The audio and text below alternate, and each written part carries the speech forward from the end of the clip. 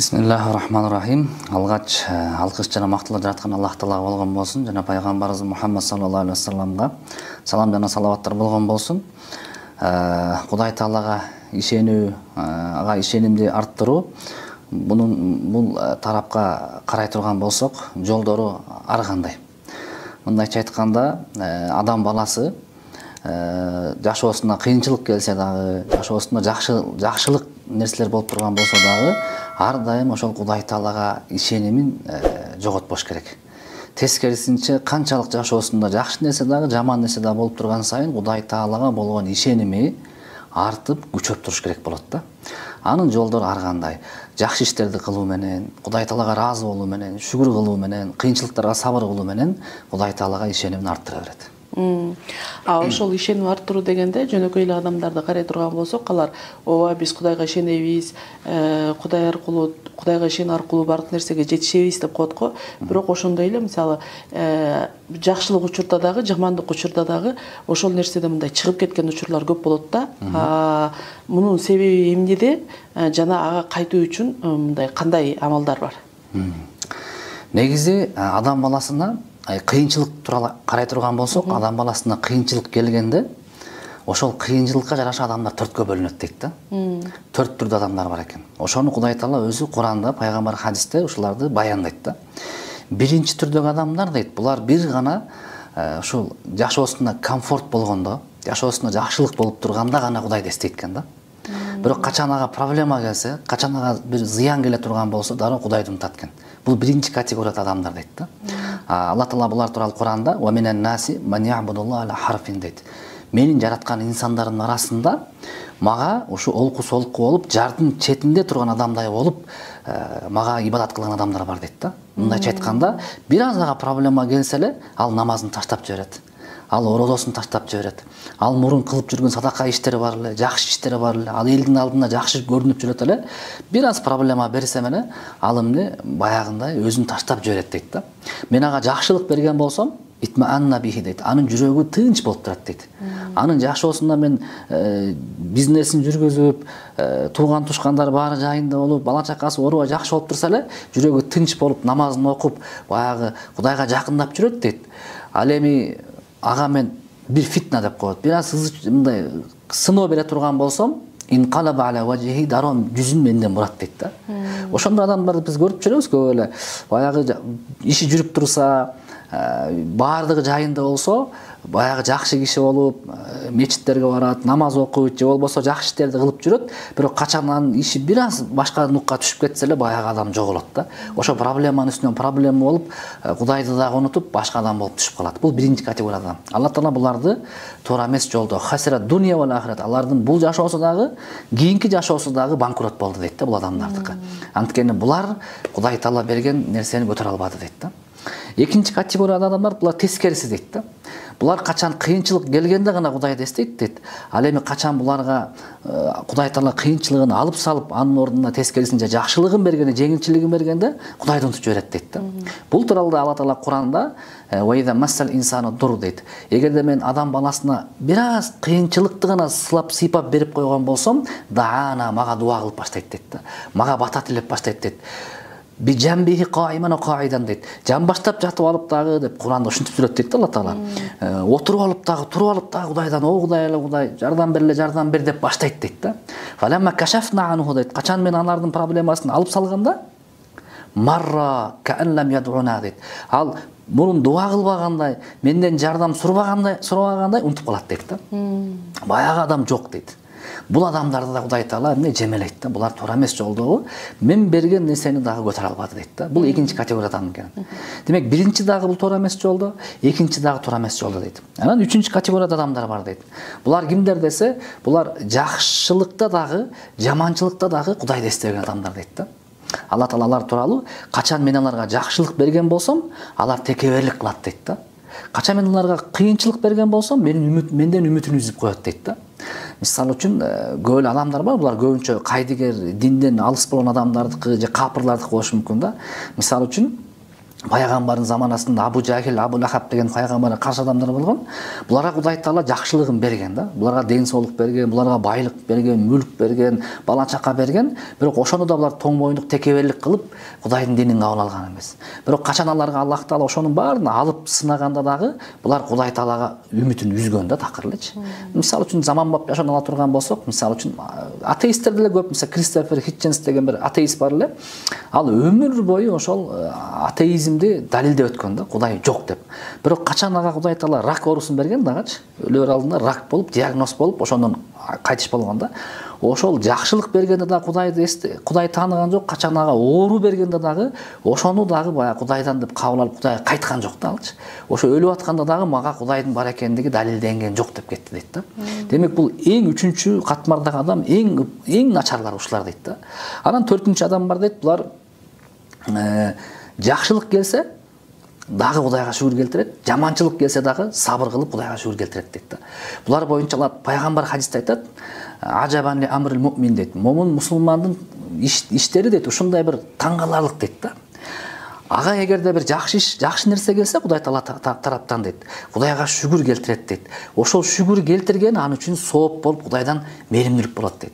Качан ага бир проблема келсе, ал сабыр кылат дейт. Ошол сабыр кылганына дагы Кудай Таала сооп берет, ага мээримдүүлүк төгөт дейт да. Демек кандай гана абал болбосун, момун мусулман ошону Кудайдан деп билген болсо, шүгүр келтирүүсү дагы, сабыр кылуусу дагы бир гана Кудайдан деп, Кудайдын ыраазычылыгы үчүн деп ошону өткөзгөн болсо, Алла Таала ошонун эки абалына тең разы болуп, эки абалына тең сооп берет, эки абалына тең жашоосуна мээримдүүлүк берет дейт да. Демек биз төртүнчү категориядагы адамдарга кошулуп, мына ушул абалда болушубуз бизден талап кылынат экен да. Албетте, мына ушул кандай гана абал болбосун, Кудай Таалага жакындап, башында сөзүн башында айтып кеткендей, шүгүр келтирип жана сабыр кылуучулардын катарына кошулуш үчүн сиз айткандай бул дароо тез эле кирип келе турган жол эмес да. Албетте мунун жолу кыйын. Алла Таала Куранда мен инсан баласынын жашоосун кыйынчылыкка курадым дейт да. Демек кыйын бул жашоо болгондон кийин ал жолго түшүш кыйын. Бирок Алла Таала Куранда башка бир жеринде ла юкаллифуллаху нафсан илля усаха дейт. Мен пенде баласы көтөрө албаган сыноону, көтөрө албаган бир кыйынчылыкты берген жокмун дейт да. Көтөрө алган үчүн берип атам дейт. Кандай эле мисалы үчүн 1-класс баланы биз мектепке жөнөтөбүрдө, ага эмне сумка көтөрүп турабыз дагы, мына ошол сумкасында көтөрө ала турган гана китептерди беребиз да. Ал көтөрө албай тургандай салынбайт да адатта. Демек адам баласына дагы Алла Таала бир кыйынчылык бергенде көтөрө ала тургандай кылып берет экен да. Башка бир хадисте айткандай пайгамбарыбыз, адам баласына Кудай Таала сыноону берет дейт. Анын үнүн уккусу келген үчүн дейт Кудай Таала. Ошол кандай үнүн уккусу келет десе, о Кудай Таалам, о жараткан Аллахым деген үндү ошол пендесинен Аллах Таала уккусу келип, ошого сыноо берет экен да. Демек бир тескерисинче бир мисал чыгып калат. Кайсыл адамдын жашоосунда бир эч проблема болбосо, эч кандай сыноо келбесе, демек Кудай Тааланын үнүн уккусу келбей аткандыр деген да бир имиш чыгат да. Демек Алла Таала сага ушундай бир сыноо берди, сен көтөрө ала тургандай кылып берди. Экинчи Кудай Таала сага жакындаткысы келип атат, жана ошондон сенин үнүңдү уккусу келип атат деген сенин жүрөгүңдө ушундай бир ишеним болгон болсо, же ушундай бир сезим, түшүнүк болгон болсо, сен кандай гана бир проблема, кандай гана түйшүк келбесин, ошого туруштук берген аракетин кыласың да. Бирок ушул түшүнүк сага келбейт, сен качан динге жакындамайынча. Эң чоң мотивация бул ислам дини да. Ислам дини бул адам баласын ошол чоң кыйынчылыктан кутулуп кетүү үчүн, ошол кыйынчылыктан басып кетүү үчүн мотивацияларды берген да. Биз азыр көп учурда психологторго кайрылабыз, тиги кайрылабыз, бу кайрылабыз, бирок алардыкы бая башталуусу сага бир дем күч берүү менен аягы начар болуп бүтүп калат көбүнчө. Кандай? Сен бул жактан өзүң гана чыга аласың, сенин өзүңдүн гана колуңдан келет деп, сенин бардыгын өзүңдүн гана колуңа табыштап коет дагы, Кудайга таянуу дегенди чыгарып салат да. Ошол себептен ислам экөөнү тең алып кеткен. Өзүңө бекем таянышың керек болот, Кудайдын жардамы менен деп. Мына ошон үчүн биз бул кыйынчылыктан кутулуунун, арылуунун жолу бир гана ислам динине болгон сүңгүп кирүү менен, аны үйрөнүү менен, ислам дининен мотивация алуу менен гана ошол 4-категория адамга кире алабыз. Караңыз, пайгамбар айтпайбы, адам баласынын үнүнүн уккусу келгендиги үчүн деп атат. Алла Таала Куранда иннама юаффас-сабирун ажрохум бигойри хисап дейт. Кимде ким сабыр кылган болсо дейт, мен берген проблемаларга, түйшүктөргө, кыйынчылыктарга сабыр кылган болсо, алардын сооптору эсепсиз дейт Куранда. Мына ушул мотивация эсепсиз дейт да. Кандай эсепсиз десе, муну пайгамбарыбыздын сахабалары мынтип чечкен дейт. Абдулла ибн Масуд айтат, мунун мааниси дейт, Алла Таала адам баласына кандайдыр бир кыйынчылык берген болсо, анын сообу эсепсиз дегенде мааниси дейт. Эсепсиз деген кандай? Намаздын эсеби бар, мынча сооп берилет деген, орозонун эсеби бар, мынча сооп берилет деген, дагы баланча садаканыкы сооп бар. Бирок сыноого чыдаган адамдын сообунун эсеби жок дейт Куранда. Кандай десе дейт, сахаба айтат, мисалы үчүн сенин үйүңө 24 саат арыктан суу агып келсе дейт. Ошол суунун агып келүүсүн сен эсепсиз дейсиңби? Эсепсиз дейсиң дейт.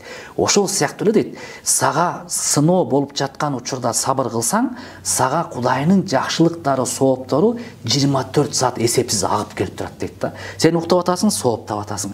Тамак ичип атасың, сооптап атасың. Басып жүрөсүң, сооптап атасың. Ыйлап атасың, сооптап атасың. Жыргап атасың, сооптап атасың. Ушул 24 саат абалдын баарында сооптап атасың дейт. Эмне себептен десе, сага келген кыйынчылыктарга Кудайдын ыраазысына сабыр кылган үчүн дейт да. Караңыздар. Алла Таала айтып атат бул жашоодо. Бул жашоодо бардыгы эле бир жакшы болуп кетиш деген эреже жок экен да. Кээ адамдар бар, мен намаз окусам эле, же болбосо мен Кудайга жакындасам эле, менин жашоом баары сонун болуп эле, орусча айтканда гладкий болуп эле, эч мага проблема келбеш керек дейт да. Бул туура эмес түшүнүк. Сенин Кудайга жакындасаң дагы проблема келет, жакындабасаң дагы проблема түйүшүп келет. Бирок экөөнүн айырмасы кандай десе, Кудайга жакындоо менен келген проблема сенин даражаңды көтөрөт, сага сооп берет, сенин күнөөңдү кечирет дейт. Кудайдан алыстоо менен келген проблема сен даражаңды түшүрөт, сен кыйналасың, депрессия болосуң, бул жашоодон үмүтүңдү үзөсүң дейт да. Демек, Алла Таала Куранда айтат, мен сөзсүз деп баягы экиси менен айтабыз го, сөзсүз деп. Сөзсүз адам баласын коркута тургандай же корко тургандай кыйынчылык менен сынайм дейт. Ачкачылык менен сынайм дейт. Баягындай үй бүлөсүндө жакындарын алып сынайм дейт.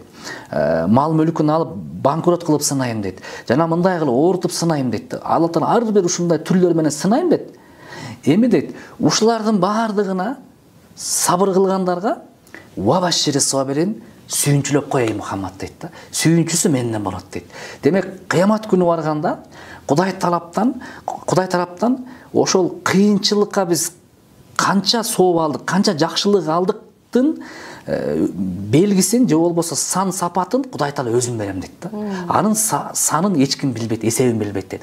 Баягы сүйүнчүсү менден деп коет го бизде кыргызда. Кандай сүйүнчү берет болду экен деп баягы күтүп каласың да. Кудай Таала ошону мен өзүм берем, күтүп койгула дейт да. Ошон үчүн башка бир хадисте келет, пайгамбар айтат да, ушунда тараза коюлат дейт. Күнөө таразасы, сооп таразасы дейт. Анан баягы шейит кеткен адамды алып келет дейт. Шейит деген ким? Ушу Мекенин эли жерин коргош үчүн өлүп калган, жанын берген аскерлер бар да. Булардын сообу өтө чоң биздин шариятыбызда. Ошол адамды алып келет, аны таразага салышат дейт. Андан кийин баягы чынчыл такыба момун мусулманды алып келет, аны таразага салышат дейт. Бирок жашоосунда ушундай кыйын сыноо болгон адамды алып келет дейт. Ага тараза коюлбайт дейт да пайгамбарыбыз. Эмнеге буга тараза коюлбайт десе, анткени бул жашоодо дейт, бул жашоодо, тирилик жашоосунда ага берилген кыйынчылыктарды сабыр кылып атып, анын күнөөсүнүн баары тазаланып жок болгон дейт да. Ага анын жакшы жаман таразалаш үчүн анын эч кандай жаманчылыгы жок дейт да. Демек, мына ушундай мотивация исламда бар экенин биз эмне кылышыбыз керек? Билиш керек экен. Мына ушул нерселердин баарын сен динди үйрөнгөн сайын, динди билген сайын, окуп билген ушулардын баарын уккан сайын, сенин Кудайга болгон ишенимиң артып, сага ушундай мындан да күчтүү бериле турган мотивация жок да. Ушундай ишенимиң күчөгөн сайын, сен Кудай Таала берген кыйынчылыктарга сабыр кылып, Кудайга гана жакындагандан башка жол таппастан алдыга гана кеткенсиң да. Мына пайгамбарыбыз жашоосунда бүт балдарым баары чарчап калды, жакын туугандарым баары өлүп калды, кыздардын баарын тиги ажыраштырып, кудаларын баары алып келип таштап кетти, күйөө балдар келип кайнатасына пайгамбарыбыздын бетине түкүрүп кетишти, өзү төрөлүп өскөн Мекке шаарынан кубалап салышты. Ошонун баарына Кудайдан деп сабыр кылды эле. Кийин Аллах Таала Мединага барып эң жакшы туугандарды таап берди. аяктан деңгээли даражасы көтөрүлдү. Кайра Меккеге келип, Меккени алып берди. Эми дүйнө жүзүндө пайгамбардын аты аталган сайын биз саллаллаху алейхи вассалам салам салават айтып турабыз да. Аюп деген пайгамбар болгон. Ал пайгамбарга 17 жыл, 18 жыл дейт башка алымдар, ооруган да. Оорудан баш чыккан эмес. Бирок ошондо дагы о Кудай Таала мага бир кыйынчылык, кичине бир аз эле кыйынчылык келди. Сен гана кечиримдүүсүң деп дуа кылды. Алла шифа берди да. Юнус деген пайгамбар болгон. Аны кит жутуп алган, киттин ичинде калып калды. Ошондо дагы ла илаха илля анта субханака инни кунту миназ залимин.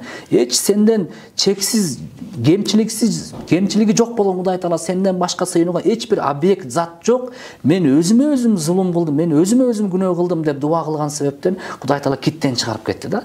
Демек, ошол сыноону берди, сабыр кылыш керек.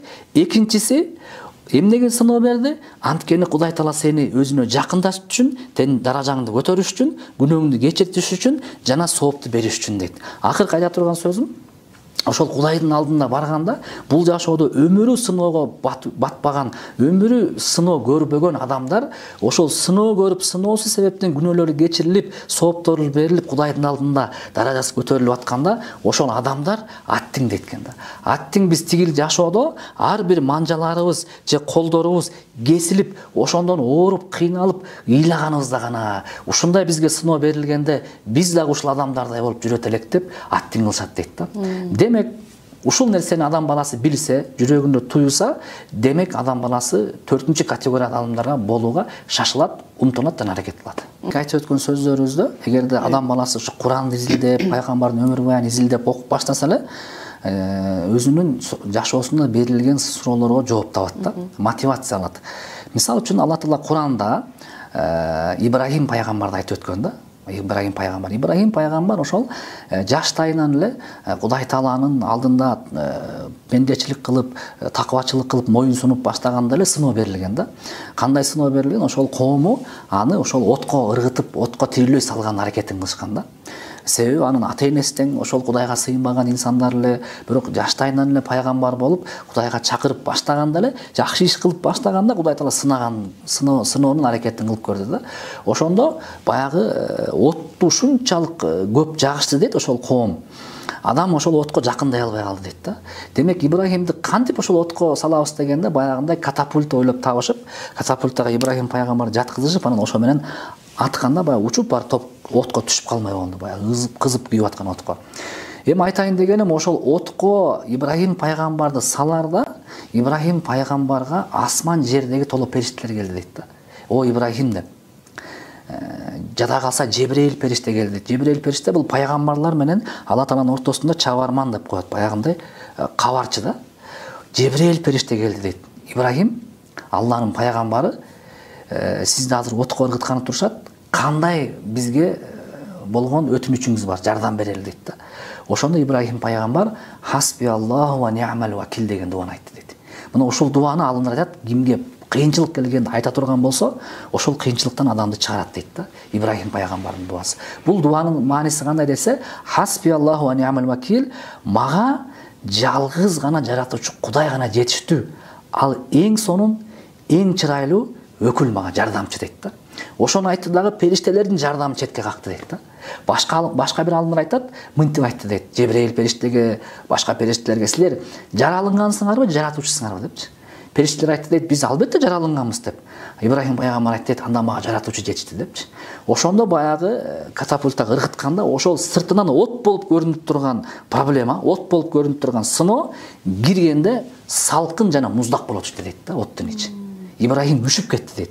Ошондо Алла Таала отко ушундай буйрук берди дейт. От Ибрахимге муздак болбой, сак саламатта салкын бол дегенде, оттун ичи салкын болуп калды, ошонун ичинде жыргап жашады дейт да. Сырттан караган адамдар аны проблемада жүрөт деп ойлоп атышат. Отто күйүп атат деп. Бирок качан ошол отко учуп баратканда, сыноого бараткан учурда Кудай Таалага жалынып, жарбалып, башка бир себептерди четке каккан себептен жада калтса периштелерди, Кудай Таала ошол оттун, ошол проблеманы, сыртта көрүп турган проблеманын ичин аны үчүн рахат ала турган нерсе кылып койду дейт да.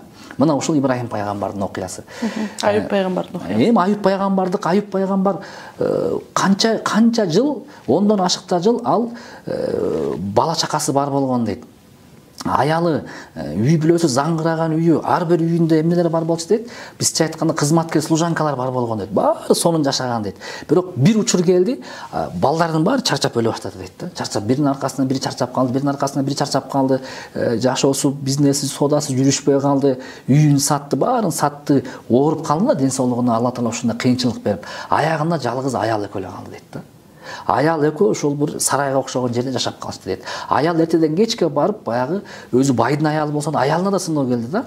Барып бирөөлөрдүн үйүнө коросун шыпырып, кирин жууп, бир аз тыйын тыпыртап, күйөөсүн Аюп пайгамбарга тамак аш алып келет болчу дейт да. Ошентип 10дон ашык жыл ооруду дейт да. Кээ бир алымдар андан да көп ооруду дейт.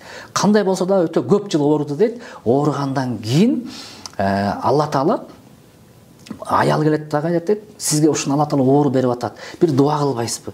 Кудайдан жардам сурабайсызбы? Сизге Кудай шыпа берсин деген айтат экен. О, менин жубайым дейт. Кудай бизге канча жыл жакшы жашоо берди дейт. Мынча жыл дейт. А канча жыл мага оору берип атат дейт. Мынча жыл дейт. Демек оорусу бир аз азыраак экен го. Эгер мен аз сурай турган болсом, адилетсиз болуп калбайлыбы? Чыдай туралы Кудай өзү берет дейт да. Бир күнү ошол келинчеги, аялы, жубайы ошол кызматка кеткен да. Аюп пайгамбар ооруп жатканда кыймылдай албай калды дейт. Ушунун баары курт басып кетти денесинин баарын дейт. Ошондо бир гана жүрөгүмдү гана курт баспасын, анткени жүрөк менен Кудай мен сени эстейм деп дуа кылды дейт да. Ошондо Алла Таала Аюп пайгамбарга: Аюп, бүгүн сени сынай турган күнүм бүттү. Сен сыноодон өттүң. Эми бутуңду көтөр дагы жерге чап деди жаткан бойдон. Бутун көтөрүп жерге чапканда ошол жерден булак атып чыкты дейт да. Ошол булакты ич дегенде ички жана организмдеги нерсенин баары айыкты дейт. Эми жуун дегенде денесинде жаралардын баары айыкты. Баягындай мурунку келбетинде жап-жаш жигит болуп калды дейт да. Жада калса жубайы келип тааныбай калды дейт. Сен кимсиң деп чочуп. Ой, мен Аюпмун, Алла Таала мага шыфа берди деп, аялын дагы ошол нерсе ичирип жуудурганда экөө тең сонун келбеттүү болуп калышты. Кайра Аллах Таала аларга жакшы перзенттерди берди. Кайра бутуна турушту, кайра мурункудай жашоого келип калышты дейт да. Демек Аюп пайгамбар мына ушул сыноодан өттү десек болот. Азыр мен жалаң гана негатив оор сыноо айтып атам да. Сыноо негизи жаманга гана болбойт. Ислам динибизде адам баласы оорусуда да сыноодо, дени сак болсо да сыноодо. Мени эстейт бекен, эстебейт бекен деп жанагы 4 категориянын ичинде айткандай. Адам бизнесмен болуп жумуш жүрүп атса дагы сыноодо, банкрот болуп калса да сыноодо. Бирөөнү бала чакалы болбой атса да сыноодо, бала чакасын алып атса да сыноодо, ата-энеси бар сыноодо, ата-энеси жок сыноодо. Кандай гана абалда болбосун. Эми Сулайман пайгамбар акыркысы. Сулайман пайгамбар мисалы үчүн кедей болгон эмес, бай болгон. Падыша болгон. Жада калса адамдарды биз көзү көрмөгөн жиндерди дагы багындырып турган дейт да. Ошол учурда дагы Сулайман пайгамбарым Кудай Таала мунун баары сен мага бергенсиң. Мунун баары сенин гана мүлкүң, мен бир гана сенин кулуңмун деп дуа кылды дейт да. Качан Сулайман пайгамбар жада калса ошо кумурскалардын үнүн уга баштады дейт да. Курт кумурскалардын үнүн угуп, алар эмнеп сүйлөшүп аткандарын байкап баштаганда, адамга оюна ушундай келмек да. Мен кыйын болуп бараткан турбаймынбы? Мен деңгээлим көтөрүлүп аткан турбайбы? Мен курт кумурскалар угуп атсам, мен ушунчалык болуп кеткен турбаймынбы деп ойломок да. Бирок ошол кумурскалардын үнүн угуп баштаганда дагы Сулайман пайгамбар дуа кылды дейт. Бул Кудайдан берилген мага жакшылык. Азыр Кудай Таала мени ушуну менен сынап атат. Сулайман ушул кумурскалардын үнүн угуп баштаган уже бул жеткен чегине жетти деген сөз да. Демек ушуну менен мени унутат бекен, унутпайт бекен деп сынап атат. Мунун баары Кудайдан. Кудай Таала сен мага бердиң, кайра алып коюшу мүмкүн. Демек бул Алла Таала мага берген жакшылык гана деп дуа кылды дейт. Сулайман пайгамбарды Алла Таала өмүрүнүн өткөнгө чейин аны кедей кылган жок, бай кылды дейт да. Демек биз кандай гана абал болбосун ушул пайгамбарларды карап ушулардан сабак алышыбыз керек экен да. Эми бул пайгамбар го дей турган болсок, анда Мухаммад саллаллаху алейхи пайгамбардын сахабаларын, жолдошторун караш керек. Алар жөнөкөй адам болушкан, аларга да кыйынчылык келген, кыйынчылыктан кантип кутулган. Ал боюнча китептер толтура. Сахаба аялдар деген китеп бар, калың жаңы чыкты. Сахаба эркектер деген бар, сахаба балдар деген бар. Ошолорду карашыбыз керек болот. Анан алар эми сахаба пайгамбарларды көргөнгө дей турган болсок, анда такыба момун мусулмандардын өмүр баяны дегендер бар. Баягы пайгамбардын заманынан алыс жашагандардын.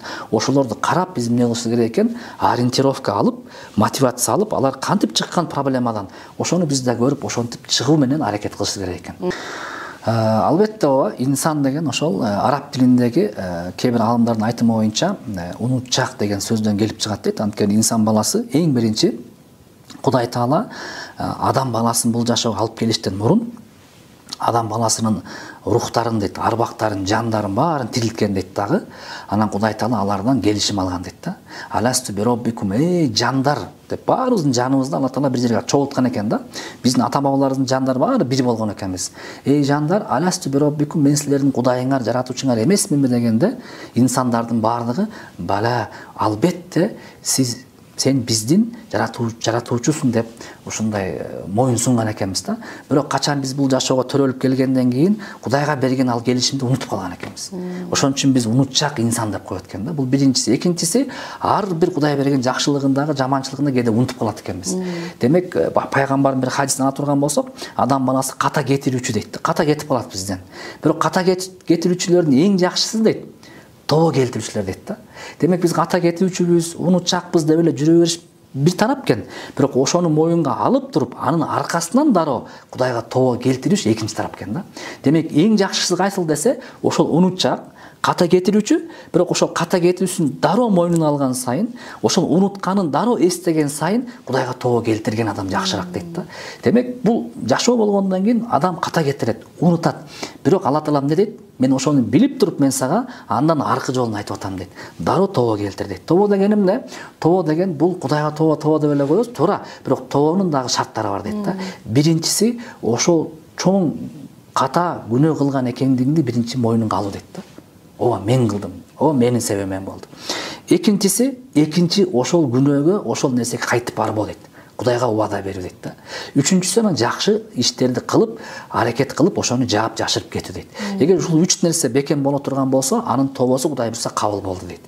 Демек, ошонун аркасында адам жүрүш керек экен да. Дайыма өзүн оңдош менен.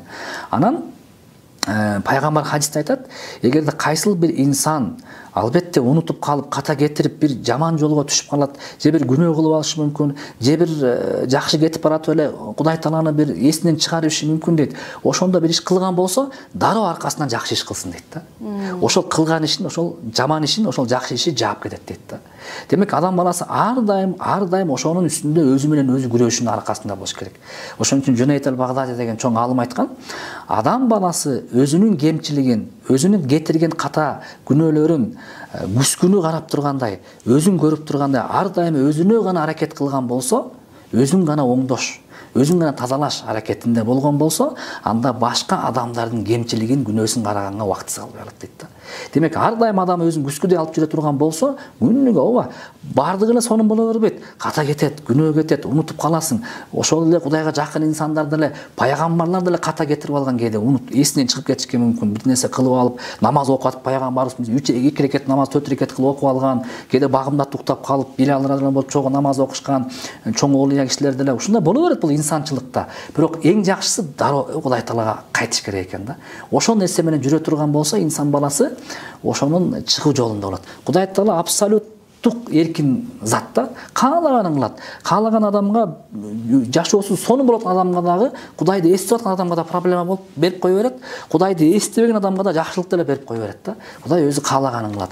Ошон үчүн эгерде адам баласына сыноо келген болсо, ошону Кудайдан деп кабыл алып, Кудай Таала мени жакындап деп кабыл алып туруп, анан албетте ошонун аркасында өзүн өнүктүргөн болсо, албетте адам баласына руханий жактан өсүшү пайда болот. Анан акыркы сөзүм бар.